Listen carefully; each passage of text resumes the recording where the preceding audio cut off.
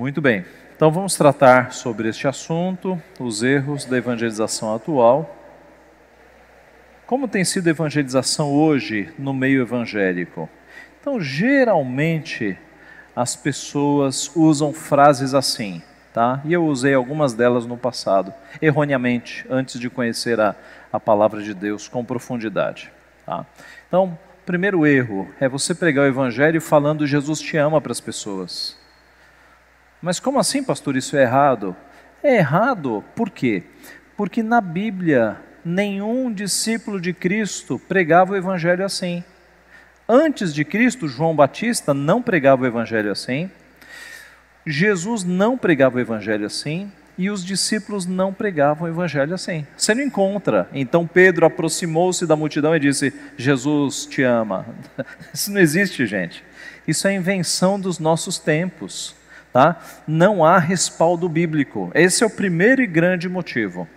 E qual é o segundo motivo? Ora, Deus, há um sentido em que Deus ele cuida de toda a criação. Em Mateus 5 é dito que Deus faz cair a chuva sobre justos e injustos. Né? Então Deus cuida da criação. Mas em termos de amor final, Deus amar uma pessoa para salvá-la, Ele não ama todo mundo. Porque se Deus amasse todas as pessoas do mundo, não existiria inferno, todas as pessoas seriam salvas. Então é um equívoco você parar uma pessoa na rua e dizer, Jesus te ama, porque pode ser que Deus não ama aquela pessoa. Eu sei que isso é meio estranho e meio duro, mas é a realidade dos fatos. Nós temos na Bíblia um Deus que ama e que odeia. Você se lembra de Paulo falando sobre Jacó e Esaú? O que ele diz lá? Amei a Jacó e me aborreci de Esaú. Aborreci é um eufemismo para odiei mesmo. Tá? Então nós temos um Deus que ama e um Deus que odeia. É por isso que existe inferno. Então, e outra coisa, você para uma pessoa na rua e fala, ei, Jesus te ama. Aí a pessoa fala, bom, então tranquilo, vou viver a minha vida como eu sempre fiz. Se fazendo as atrocidades que eu faço, Jesus me ama, Ele me aprova. Qual é o sentido de evangelização, de mudança de vida, quando você diz Jesus te ama para uma pessoa? Agora, todas essas questões são secundárias. A questão principal é, Jesus, João Batista e os discípulos nunca evangelizaram dizendo Jesus te ama. Como é que eles evangelizavam? Arrependei-vos dos vossos pecados, porque o reino de Deus está próximo. Essa é a maneira de evangelizar. Arrependa-se dos seus pecados, porque o reino de Deus está próximo. Tá? Esse é o exemplo bíblico que nós temos. Outras variações. Deus tem um plano maravilhoso para a sua vida. Você sabe disso? Você lê a mente de Deus para dizer para a pessoa que Deus tem um plano? Deus tem um plano para a vida de todo mundo. E para a vida de alguns é o inferno. Tá? Então não diga Deus tem um plano maravilhoso para a tua vida. Ele quer te dar paz, alegria e salvação. Olha, de fato Deus dá paz, alegria e salvação para aqueles que se arrependem dos seus pecados e confiam em Cristo. Se você falar assim, está correto. Agora não pare alguém na rua e diga, olha, Deus quer te dar paz, alegria e salvação. E se não for um eleito, você está fazendo promessas que não serão cumpridas. E de novo, nunca isso foi conteúdo de evangelização no Novo Testamento. Você não encontra ninguém evangelizando no Novo Testamento fazendo esse tipo de promessa. Tá? Deus está batendo na sua porta, basta abrir. Eu vou aprofundar no texto de Apocalipse para mostrar que o texto de Jesus batendo a porta não é para não crentes, é um texto para crentes, não é um texto evangelístico. Tá? É uma distorção do sentido do texto. Deus quer te ver feliz, de novo uma promessa infundada. Deus não veio para trazer felicidade, Ele veio para trazer salvação. Tá? O nosso ponto é salvação. Você foi feito para ser cabeça, não cauda. Essa aqui é jargão de teologia da prosperidade. Né? Olha, você foi feito para ser cabeça, você é filho do rei, você é príncipe, você não é cauda. Então, é o tipo de pregação do evangelho que não tem respaldo bíblico nenhum. Eu era de uma igreja que não era muito firme teologicamente no passado. Né? presbiteriana. E uma vez, a direção da igreja convidou uma cantora evangélica. Na época não havia gospel, isso é um fenômeno posterior. Mas convidou uma cantora evangélica, e aí num culto de sábado, essa cantora evangélica, ela cantou várias músicas até bonitas, e a igreja foi direcionada para levar o máximo de visitantes. E nós o fizemos. Eu era um adolescente na época. A igreja cheia de visitantes. E depois de cantar muitas músicas, essa mulher fez um apelo lá na frente, tão emocional, que a frente da igreja encheu.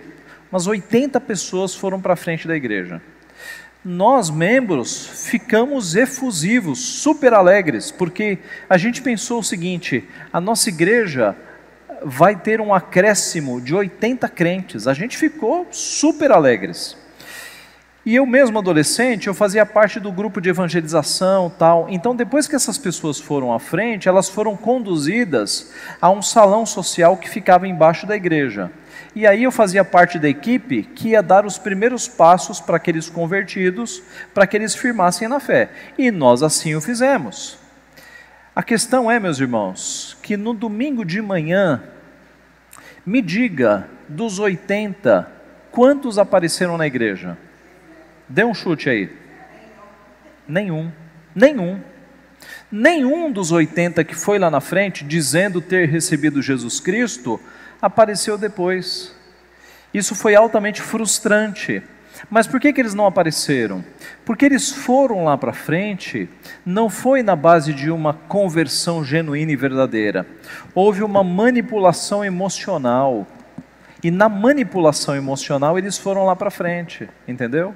Então veja qual é o perigo de você usar métodos emocionais ao invés de usar a pregação da palavra. Arrependa-se dos seus pecados, creia em Cristo e você será salvo. A manipulação emocional é outra coisa.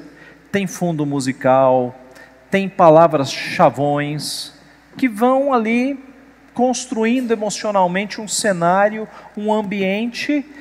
E veja, meus irmãos, manipulação emocional dá certo. As pessoas, há pessoas que são facilmente manipuladas emocionalmente, tá? Isso dá certo. Eu, na mesma época, numa igreja do mesmo presbitério, eu acompanhei outra armadilha. Essa foi mais elaborada. Eles chamaram um pastor para pregar, o pastor fez, e a igreja estava cheia de visitantes também. O pastor fez um sermão muito emocional, e aí no final colocaram uma música de fundo, e o pastor ficou apelando, mas na verdade o apelo dele foi uma armadilha. Foi assim, ele falou no final do sermão, ele falou: olha, eu gostaria agora que todos fechassem os olhos e repetissem a oração que eu vou orar. Eu não vou pedir para ninguém vir à frente, no seu lugar aí, feche os olhos e repita comigo. Aí todo mundo fechou os olhos, inclusive os crentes, e repetiram a oração dele. A oração dele era: perdoa os meus pecados, eu te recebo como Senhor e Salvador, uma oração assim, digamos, de conversão. Aí ele falou, ainda com os olhos fechados, eu gostaria de pedir que quem fez essa oração com fé, levante a mão.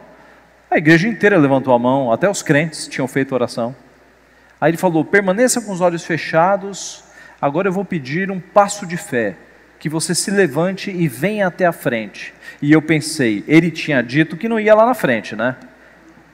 Mas aí, meus irmãos, os crentes não foram, os não crentes se viram constrangidos a ir lá na frente, e foi uma festa, porque aparentemente um monte de gente havia se convertido. Mas não, meus irmãos, isso é um tipo de arapuca, de armadilha emocional, para levar pessoas lá na frente, como se ir à frente de uma igreja fosse conversão. Conversão é muito mais do que levantar a mão e vir à frente de uma igreja, meus irmãos.